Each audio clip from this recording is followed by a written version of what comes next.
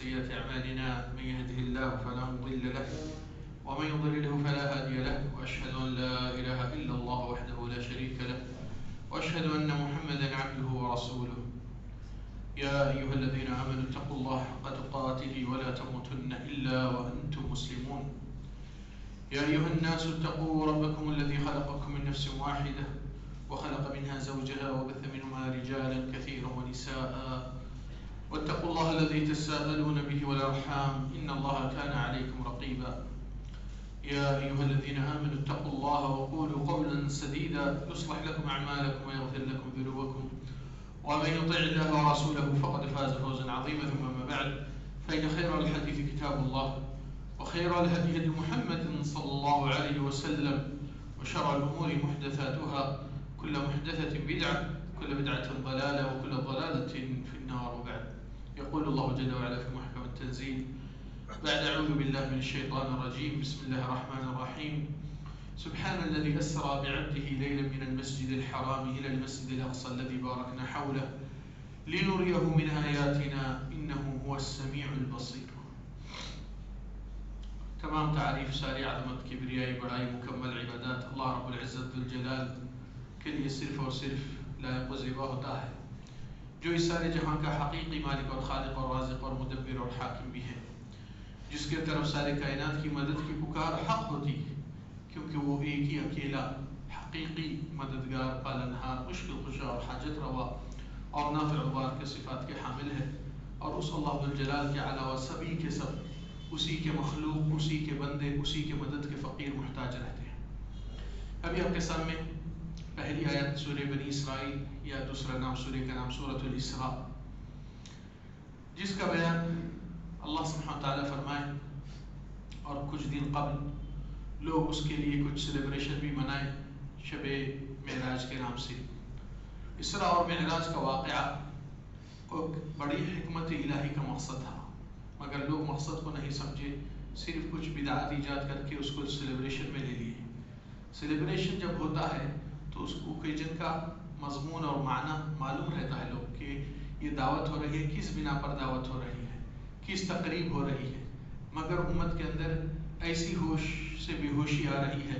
کہ کچھ امور دین کے اندر جڑا دیتے ہیں حالانکہ وہ دین سے کوئی تعلق نہیں رکھتا ہے معاملہ، اور کچھ شرعی چیز جو دین کے اندر سے جو مقصد بنایا گیا اس مقصد کو بھی نہیں سمجھتے ہیں۔ اب یہ پہلی آیت جو سورۃ الاسراء، اسراء اور معراج کا واقعہ جو ہوا ہے، اللہ سبحانہ وتعالیٰ فرمائے سبحان الذی اسریٰ بعبدہ، اس رب العالمین کی پاک ذات ہے جس نے اپنے بندے کی رات کی سفر کروائی۔ سرا یسری اسرا، یہ عربی زبان میں رات کے سفر کو کہا جاتا ہے۔ اپنے بندے کا رات کا سفر جس نے کروائی اس ذات پاک ہے۔ کہاں سے کہاں تک؟ من المسجد الحرامی، مکہ سے مسجد حرام سے لے کر الى المسجد الاقصى الذي باركنا حوله، مسجد اقصی تک، جس مسجد اقصی کے آس پاس کی ارد گرد زمین ملک شام جس کو کہا جاتا ہے، جس زمین کے اطراف و کناف تک ہم نے برکت پھیلائی، یعنی کہ وہ بابرکت والی زمین ہے۔ کیوں؟ اللہ تعالیٰ سبب بھی بتائے، لِنُرِيَهُ مِنْ آیَاتِنَا، تاکہ ہمارے اپنی نشانیاں دکھایا جائے اور بتایا جائے کہ اللہ سبحانہ وتعالیٰ کی قدرت کتنی ہے۔ مکہ والے جب سفر کرتے تھے ملک شام کو، 1 مہینہ جانے کا ہوتا ہے، 1 مہینہ آنے کا ہوتا ہے، 2 مہینے نکل جاتے ہیں صرف سفر کے آنے جانے میں، اور اللہ سبحانہ وتعالیٰ رسول اللہ صلی اللہ علیہ وسلم کو اس رات میں ایک ہی رات کے اندر وہ سفر وہاں سے وہاں تک ہوتے ہوئے بلکہ آسمان تک بھی عروج ہوا ہے۔ تو کہنے کا مقصد یہاں پر یہ ایک اللہ کی بڑی نشانی ہے، اللہ کی قدرت ہے، مگر آیت کا اختتام کیا ہوا؟ یعنی کہ یہ بہت بڑی چیز واقعہ اور ایسی چیز ناممکن ہوتی ہے اس وقت میں سوائے اللہ سبحانہ تعالیٰ کی قدرت کی نشانی ہے۔ آیت کا اختتام اللہ سبحانہ تعالیٰ یہ نہیں کہے انہ علی کل شیء قدیر، اللہ ہر چیز پر قادر ہے، نہیں۔ آیت کا اینڈنگ کیا ہوا؟ انہ هو السمیع البصیر، اللہ بہتر دیکھنے اور سننے والا ہے۔ سوال یہ ہے، یہ دیکھنے اور سننے سے تعلق کیا ہے؟ یہ تو قدرت کے اوپر کا تعلق ہے۔ اختتام اگر دیکھا جائے کہ اللہ کی قدرت ہر چیز پر ہے اور ہر چیز اللہ کے لیے آسان ہے، کوئی چیز ناممکن نہیں. تو کہنے کا مقصد آج ذرا سا قرآن کو غور کریں گے، اللہ کے کلام کے اندر گہرائی میں جائیں گے، بہت سی چیزیں سمجھ میں آتے ہیں، مومن کے دل کا ایمان بھی بڑھ جاتا ہے. واقعہ یہ اسراء معراج کا نبی صلی اللہ علیہ وسلم مدینہ کو ہجرت کرنے سے پہلے مکہ میں ہی 12واں سال نبوت کا تھا، یعنی کہ نبی صلی اللہ علیہ وسلم کی عمر تقریباً 53 کی قریب چل رہی تھی یا 52. اب اس سے پہلے کچھ امور ہوئے تھے. یہ واقعہ آنے کے لیے کچھ معاملات اور حالات پیش رفت ہوئے تھے، وہ معاملات کے بارے میں زیادہ لوگ نہیں جانتے ہیں، اور وہ چیز کی وضاحت جب سمجھ میں آتی ہے آپ خود حیرت انگیز ہوں گے، اور آپ خود ایک اپنے اندر کی کمی پیشی جو قصورواری جس کو کہتے ہیں آپ خود محسوس کریں گے. واقعہ یہ ہے کہ نبی صلی اللہ علیہ وسلم 10 نبوت کی سال ہونے کے بعد مکہ میں صحابہ کرام کو تکلیف اذیت، مار پیٹ، نبی صلی اللہ علیہ وسلم کو پریشان کرنا، مختلف قسم کے تکالیف دینا، کوئی آ کر گلا گھوڑ دیتا ہے، کوئی آ کر منہ پر تھوک دیتا ہے، کوئی آ کر گندگی اونٹ کی گوبری کی تھیلی پیٹ پر ڈال دیتا ہے سجدے کی حالت میں. نبی صلی اللہ علیہ وسلم پہ آ کر منہ پر مٹی پھینکتے تھے، جھوٹے، دیوانے، پاگل، مختلف الفاظ سے ان کو طعنے دیا جاتا تھا. ان کی بستی میں، ان کے محلے والے، ان کے رستے میں چلنے پھرنے والے، یہ حالت سے انسان کس حد تک برداشت کر سکتا؟ آپ سوچئے کہ ایک دن، 2 دن، ایک شخص، 2 شخص برداشت کر سکیں گے، مگر پورے لوگ اس طریقے سے، بلکہ اس سے زیادہ قتل بھی ہو چکا ہے. سمیہ کو شہید کیا گیا صرف مسلمان ہونے کی بنا پہ، دوسروں کو مار پیٹ اذیت ہوتے جا رہی ہے. بلال رضی اللہ عنہ، کئی صحابہ تکلیف اور بہت دکھ سے اس حالات سے گزرے، اور نبی صلی اللہ علیہ وسلم کے آنکھوں کے سامنے معاملہ ہو رہا ہے، اور خود نبی صلی اللہ علیہ وسلم محفوظ نہیں ہے ان کے شر اور اذیت سے. اس وقت نبی صلی اللہ علیہ وسلم کی نگرانی اور حفاظت کے لیے کوئی سپورٹ، سیکیورٹی گارڈ، کوئی ان کے پاس پیسہ دولت اس کنڈیشن میں نہیں تھے صلی اللہ علیہ وسلم. مگر قبائل کی اعتبار سے بنو ہاشم کا قبیلہ ایک بہت بڑا قبیلہ مانا جاتا تھا قریش میں. ابو طالب جو نبی کے چچا تھے، اس قبیلے کے سردار اور ذمہ دار تھے، مگر وہ مکہ کے اراکین میں سے ایک مانے جاتے شخصیت ہے.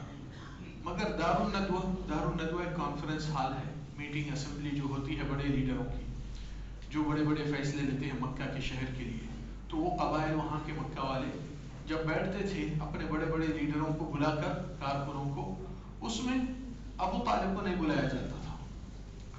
تو ابو طالب کو ایک معاملے کا جھلک اور اس محسوس ہوا ہے کہ یہ لوگ میرے بھتیجے کے بارے میں سازش کر رہے ہیں، نہیں تو مجھے بلاتے تھے، کوئی بھی کام رہا مشورہ لیتے تھے مجھ سے. تو وہ چیز کا احساس، حالانکہ وہ مشرک زندگی میں تھے، ان کے اندر ایک رد عمل آیا، یعنی کہ ایک پریکٹیکل چیز شروع کی ہے. پریکٹیکل چیز کیا ہے کہ ان کو یہ جھنک اور بھنک آ گئی کہ یہ لوگ میرے بھتیجے کی قتل کی سازش کچھ کر رہے ہیں.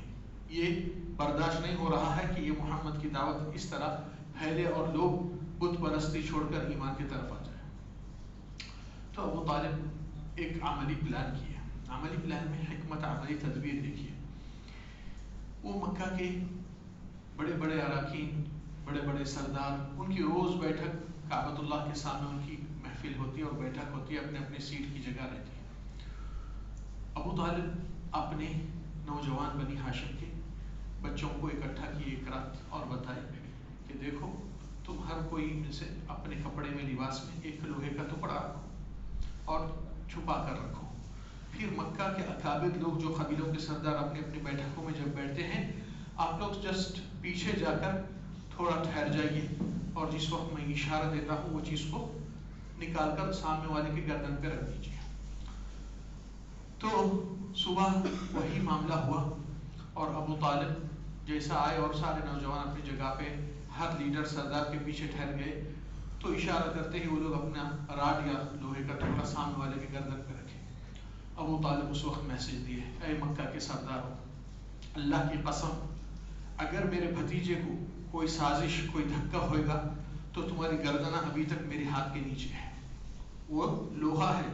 تلوار بھی آ سکتی ہے، تو ہم تم کو فنا کر دیں گے اور محمد کا بدلہ نہیں چھوٹے گا، خبردار اس کو کوئی تکلیف اذیت دینے سے۔ میسج پہنچ گیا۔ یہ پیغام پہنچتے ہی مکہ کے سرداروں میں ہلچل مچ گئی کہ یہ تو پہلے سے ہم کو آگاہ کر دیا کہ وارننگ بہت خطرناک اور گردن ہماری اس کے ہاتھ کے نیچے ہے بول کر پیغام بھی پہنچا دیا، کیونکہ تلوار نکالنا عرب زمانے میں جنگ کا اعلان اور دشمنی کی عداوت کا اعلان ہوتا ہے۔ بہرحال صرف اتنا نہیں بلکہ نبی صلی اللہ علیہ وسلم کی تحفظ کے لیے ابو طالب کیا کیے، اپنے سارے خاندان قبیلے والوں کو نبی صلی اللہ علیہ وسلم کو لے کر شعب ابو طالب، ایک وادی ہے پہاڑی علاقے میں ہے، اور پہاڑی علاقے کا معاملہ ایسا ہے کہ تین طرف سے بھی پہاڑی ایریا ہے، سامنے سے چھوٹا سا سان کا راستہ کھلا ہے، اور یہ راستے کے بنا پر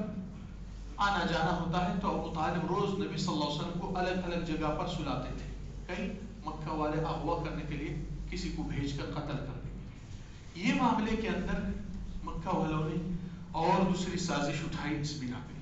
کہ کہنے لگے کہ جب یہ لوگ محمد کا ساتھ دیں گے تو ہم ان کے خلاف ایک کارروائی کریں گے، اور پورے قبائل دستخط کر دیے ہیں کہ آج کے بعد سوشل بائیکاٹ کریں گے اور بزنس بائیکاٹ۔ کیا مطلب کہ بنی ہاشم کے لوگ اگر کسی کا رشتہ ہمارے بچیوں سے مانگتے ہیں تو ہم ان کو ہماری بیٹیاں نہیں دیں گے، اور اگر ہمارے بچے رشتہ چاہتے ہیں تو بنی ہاشم سے رشتہ نہیں کریں گے، ان کے بچیوں کو بیٹھنے دیں گے۔ اور تیسرا کہ یہ لوگ کو مارکیٹ میں بھی کوئی سامان لینے آتا ہے تو اس کو ایک کی جگہ 5 گنے 10 گنے دام بڑھا کر دینا، تاکہ اکنومیکل بھی کمزور ہو جائے۔ محمد کا سپورٹ دینے کا نتیجہ یہ ہوتا ہے۔ معاملہ ایسا نہیں گزرا اتنا آسان، کافی تکلیف اور پریشانی کا معاملہ گزرا ہے، اور یہ گزرنے کے بنا پہ 1-2 دن انسان برداشت کر سکتا، آپ کا کاروبار نقصان میں جا رہا، آپ کی لائف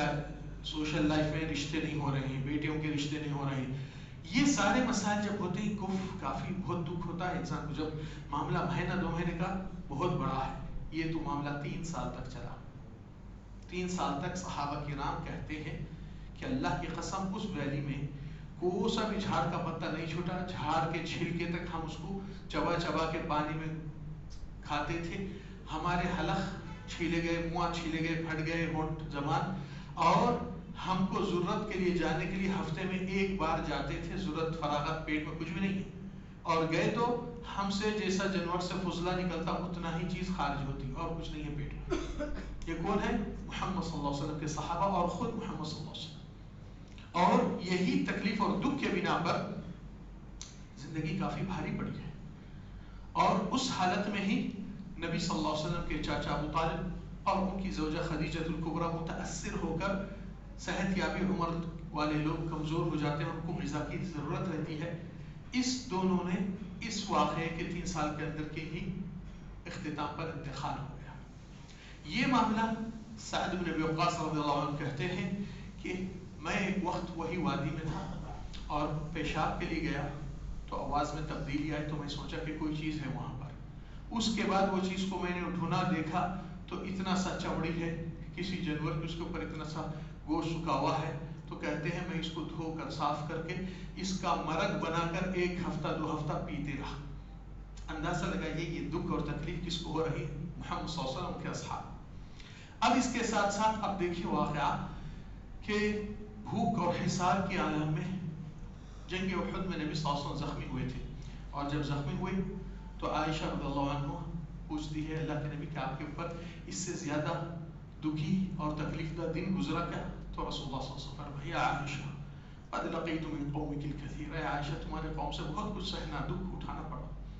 اوذیت وما یؤذی احد، ہم کو اذیت تکلیف دی جاتی تھی، فزیکل بھی اور دوسرے طریقے سے، جبکہ ہم کسی کو اذیت دینے والے نہیں ہیں، عربوں میں صفت نہیں ہے۔ وجوعت وما یجوع احد، اور بھوکا رکھا گیا ہم کو کئی وقت، حالانکہ کسی بھوکے کو ہم دیکھ نہیں سکتے، عربوں کی سخاوت اور مہمان نوازی کی صفت تھی۔ وما في بطني وبلال ما يأكله ذي كبد إلا ما يواري بلال في أبطه، اور کچھ ایسے ایسے مہینے نکل جاتے تھے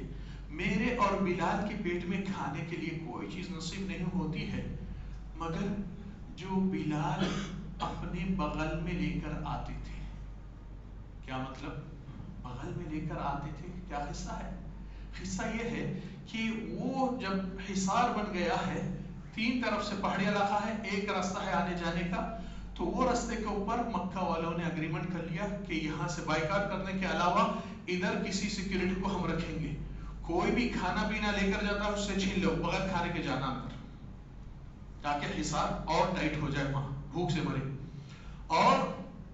باہر سے کسی کوئی سروس پہنچنا نہیں۔ بلال رضی اللہ عنہ سیاہ کلر کے تھے، حبشی غلام تھے، نبی کی بھوک اور حالت برداشت نہیں ہوتی تھی، تو بلال ایسی ہی باہر نکلتے تھے جیسا کہ کچھ کام سے جا رہے ہیں، حالانکہ نبی کے لیے کچھ کھانا ڈھونڈ کر لانا چاہتے ہیں، تو جو کچھ بھی ملا بلال کو یہاں سے وہاں سے بلال لے کر اپنے بغل میں رکھ کر ایسا ہی چلتے آتے ہیں جیسا کہ ہاتھ میں کوئی پارسل نہیں، پھر نبی کو بغل سے نکال کر فرمائیے سب کھا لیا۔ اس چیز پہ نبی کا کھانا گزرا۔ میں چیلنج کرتا ہوں، آپ خود اپنی بغل میں رکھ کر کھائیے، آپ کو کھایا جائے گا۔ نبی صلی اللہ علیہ وسلم فرمائے مجھے اور بلال کئی مہینوں تک کوئی کھانا میسر اور نصیب نہیں ہو رہا تھا الا ما یواری بلال فی ارضہ، بلال جو بغل میں چھپا کر لاتے تھے وہ کھاتے تھے۔ معاملہ اس کے بعد اور اس سے سنگین ہوا ہے۔ کیا ہوا کہ رسول اللہ کے چاچا اور نبی صلی اللہ علیہ وسلم کی بیوی کا انتقال ہو گیا، یہی بیماری اور بھوک اور فاقات اور تمیز ہے۔ اب نبی صلی اللہ علیہ وسلم کو باہر کا سپورٹ، قبیلے کے سردار بنی ہاشم کا ابو طالب تھے، باہر کا سہارا بھی ختم ہو گیا، پھر گھر کا سہارا جو بیوی تسلی دیتی تھی، گھر کے بچوں کو دیکھتی تھی، اس کا بھی انتقال ہو گیا۔ اب ایک انسان کے پاس بچے ہیں، گھر میں دعوت کی ذمہ داری ہے، اور باہر سے دشمن طاق میں ہے، باہر کا سپورٹ سہارا بھی ختم ہو چکا، اور اللہ کے دین کی پیغام کو پہنچانے کی ذمہ داری ابھی تک کھاندے پہ ہے۔ اس کے ساتھ ساتھ ان کے ساتھی اور ان کے اصحاب مار پیٹ اذیت تکلیف اٹھا رہے ہیں۔ نبی صلی اللہ علیہ وسلم سوچے کہ اس سے بہتر مکہ والوں سے تو کچھ آس امید نہیں نظر آ رہی ہے، تو مکہ سے قریب سب سے زیادہ شہر طائف ہے۔ نبی صلی اللہ علیہ وسلم نکلے طائف کی طرف، مگر کیسا نکلے؟ انسان جب لمبے سفر پہ جاتا کچھ سواری پہ جاتا، مگر مکہ والوں نے نبی کے طاق میں کسی نہ کسی کو رکھے ہیں کہ کسی سے بھی بات کرتے اسلام کی، دین کی، قرآن کی، تو اس کو آ کر لوگ بھٹکا کر کہتے نہیں بھائی ان کی باتوں میں مت آئیے، اگر سچا ہوتا ہم خود پہلے ماننے والے تھے، یہ ہمارا ہی آدمی ہے، تو اس کو ورگلا کر بھٹکاتے تھے۔ تو نبی صلی اللہ علیہ وسلم دشمن کو غفلت میں ڈالنے کے لیے صرف اپنے غلام جو زید بن حارثہ رضی اللہ عنہ، زید کا ہاتھ پکڑ کے، بچہ ہے 9-10 سال کا، اس کا ہاتھ پکڑ کر لے کر نکلے ہیں، تو لوگ سمجھتے ہیں کہ یہ خلیب میں جا کر آنے والا ہے، اگر سواری لیتا ہے تو دور کا سفر ہوتا ہے۔ تو نبی صلی اللہ علیہ وسلم یہ ایک سفر 1 ہفتے کا اونچائی طائف کے پہاڑ پہ چڑھ کے وہاں کے قبیلے کو دعوت دینے کے لیے، اور یہ امید سے گئے کہ یہ لوگ تھوڑا سا سپورٹ کریں گے تو کم سے کم اللہ کے دین کے پیغام کو میں آگے بڑھاؤں گا۔ ٹینشن اب چھوٹے موٹے نہیں تھے، آپ کی جان کی پیاسے، تکلیف اذیت آپ کے اصحاب کو، آپ کے گھر کے بچے، آپ کے باہر کا سہارا ختم، آپ کو کمزوری اور مالی طاقت بھی نہیں، پھر آپ کے ذمہ داری پہ کئی صحابہ کرام ہجرت کر کے حبشہ میں آپ کے فیصلے کے انتظار میں بھی ہیں، امت کی بہت بڑی ذمہ داری کھاندے پہ ہے۔ نبی صلی اللہ علیہ وسلم کو سب سے زیادہ فکر تھی کہ اللہ کے پیغام کو میں پہنچا سکوں گا یا نہیں۔ طائف کو جیسا پہنچے 1 ہفتے بعد، وہاں پر طائف کے بڑے 3 سردار تھے، عروہ بن مسعود، اس سے جا کر نبی صلی اللہ علیہ وسلم ملے اور کہے میں اللہ کا نبی ہوں، یہ میرا پیغام ہے، آپ لوگ میرا سپورٹ دیجئے اور اللہ تعالیٰ آپ لوگ کو دگنا اجر دے گا۔ تو عروہ بن مسعود پیسے والا، مالدار، بہت گھمنڈ والا آدمی تھا، کہنے لگا اے محمد، کیا اللہ تعالیٰ کو اگر دینا ہے نبوت تو کسی مالدار، کسی اونچی شخصیت کو دیتا تھا جس کے پاس کچھ پیٹھ ہے اور بیک سپورٹ ہے، دولت، پیسہ، جاگیر، کچھ ایسے شخص کو نہیں دیتا تھا جس کے پاس کچھ بھی نہیں، آپ کے پاس ہے کیا نبی بننے کو؟ تو اللہ تعالیٰ اس کا جواب بھی دیتے ہیں، وَقَالُوا لَوْلَا نُزِّلَ هَذَا الْقُرْآنُ عَلَى رَجُلٍ مِّنَ الْقَرْيَتَيْنِ عَظِيمٍ۔ یہ لوگ کہتے ہیں کہ قرآن ایک ایسے شخص پہ اترنا چاہے جو مال، اثر، رسوخ، بڑے پیسے والا۔ تو اللہ تعالیٰ جواب کہتے ہیں اَهُمْ يَقْسِمُونَ رَحْمَةَ رَبِّكَ، کیا اللہ کے رزق کو یہ لوگ بانٹتے ہیں؟ اللہ نے کسی کو کم، کسی کو زیادہ اس کی حکمت سے بانٹا ہے۔ پھر پہلا جواب یہ تو آ گیا کہ آپ ہوتیج، ہے کیا آپ کے پاس جو نبی ہونے کو، اور یہ توہین دے کر دوسرے سردار کے پاس گیا نبی صلی اللہ علیہ وسلم عبد علیہ، تو اس کو کہے کہ میں اللہ کا رسول، یہ پیغام ہے، تو اس نے کہا اے محمد، تم دو میں سے ایک آدمی ہو، یا تو تم سچے نبی ہو اور میں تمہاری آنکھ میں آنکھ نہیں ملا سکتا، یا تو تم جھوٹے بٹے باز، دھوکے باز، میں دھوکوں باز جھوٹوں سے بات ہی نہیں کرتا بلکہ پلٹ کر نکل گیا۔ تیسرے سردار کے پاس جب گئے نبی صلی اللہ علیہ وسلم، تو اس نے دیکھ کر بڑی حقارت کی نظر سے دیکھ کر کہا محمد تم اگر کعبۃ اللہ کے پردے اور دروازے پہ لٹک کر بھی کہیں گے میں رسول اللہ کی قسم تم کو ماننے والے نہیں ہیں۔ تو نبی صلی اللہ علیہ وسلم جب دیکھے کہ یہ لوگ کیسے جوابات ہیں، اجازت لی، کہہ دیا کہ ٹھیک ہے تو پھر ایسا ہے تو آپ لوگ مکہ والوں کو اطلاع مت دو میں آیا تھا۔ تو لوگ بولے نہیں دینا، ابھی فوری دیں گے، سب سے تیز گھوڑا سواری والے کو بلائے، جاؤ مکہ والوں کو کہو کہ یہ تمہارے خلاف ہم سے مدد لینے آئے تھے۔ مکہ والوں کے پاس قتل کرنے کے بہانے کی دیر تھی اور یہ بہانہ مل چکا ہے۔ تو نبی صلی اللہ علیہ وسلم فرمایا تو پھر ٹھیک ہے، جب ایسا کریں گے تو پھر بس میرے پاس تو دوسرا چارہ نہیں، میں واپس لوٹ جاتا ہوں۔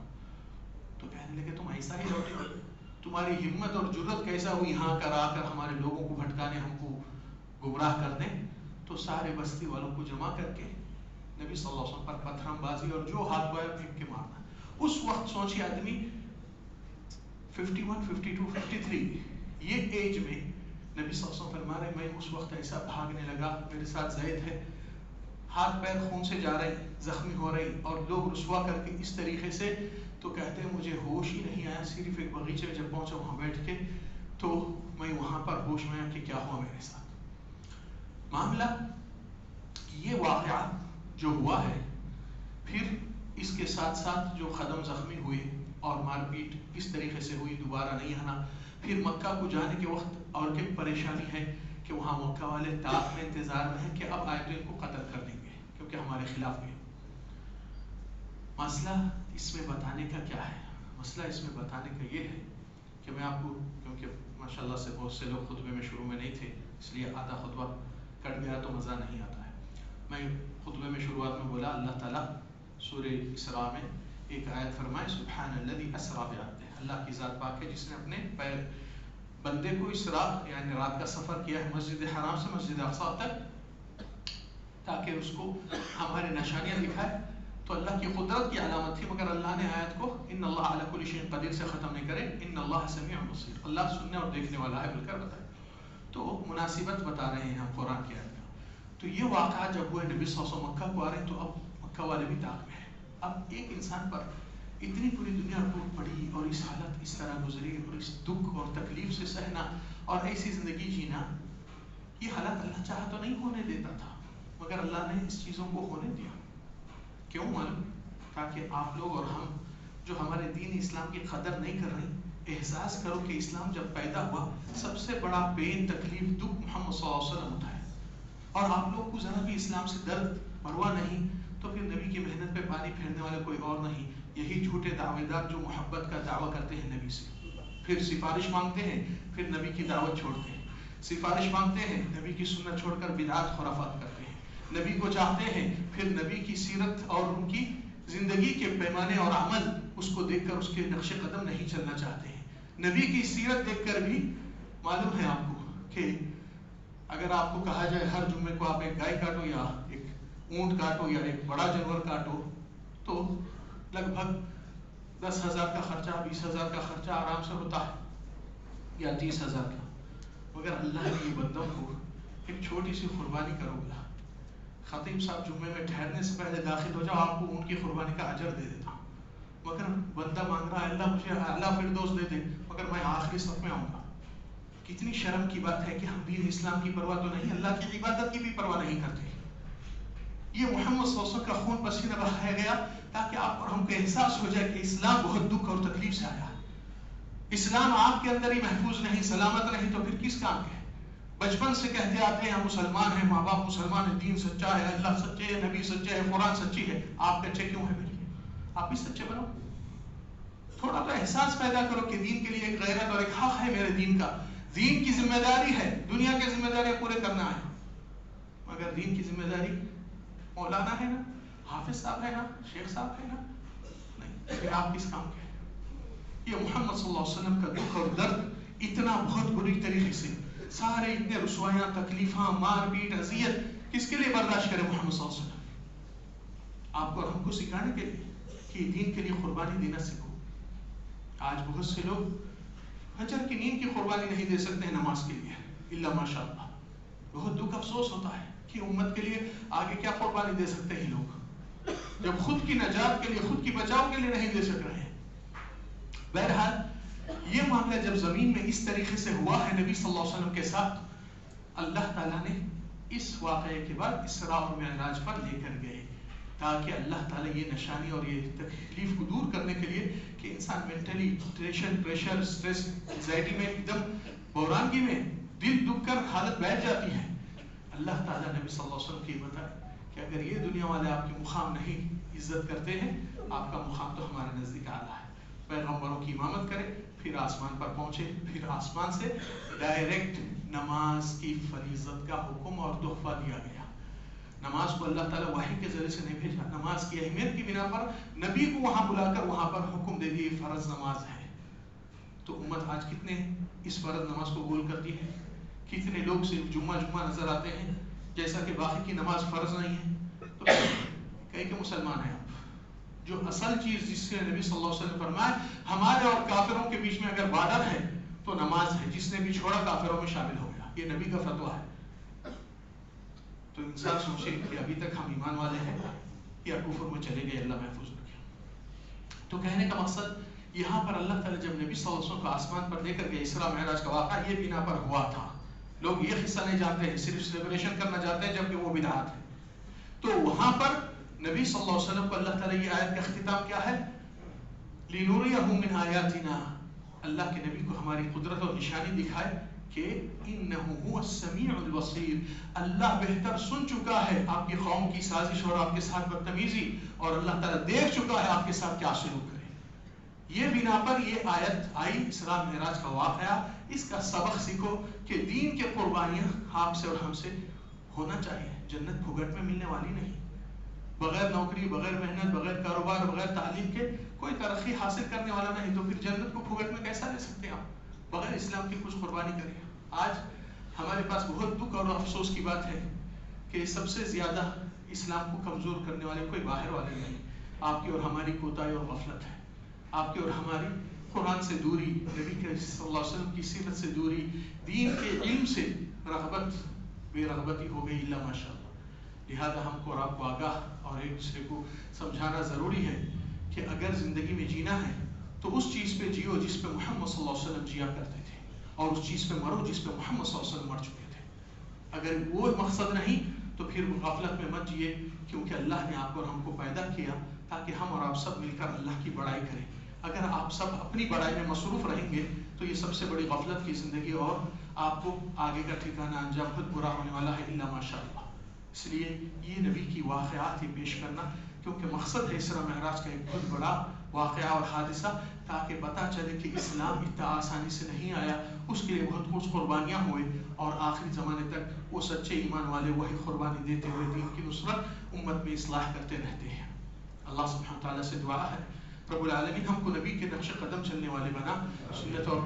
اتباع کی توفیق دے، بدعات خرافات سے محفوظ کر دے، شرک اور ایمان کی دوری سے اللہ ہم کو پناہ دے دے، اور دین سے جتنے غفلت کوتاہی اور دین کی نصرت میں جو ہم غافل تھے اللہ ہمارا یہ توبہ قبول فرما دے، اور دین کے حق ادا کرنے والے بنا. اللہ سبحانہ تعالیٰ ہم کو جہنم کی آگ سے محفوظ کر دے، کہنے سے زیادہ عمل کی توفیق عطا فرما. اقول ما تسمعون واستغفر الله العظيم لي ولكم من كل ذنب فاستغفروه انه هو الغفور الرحيم.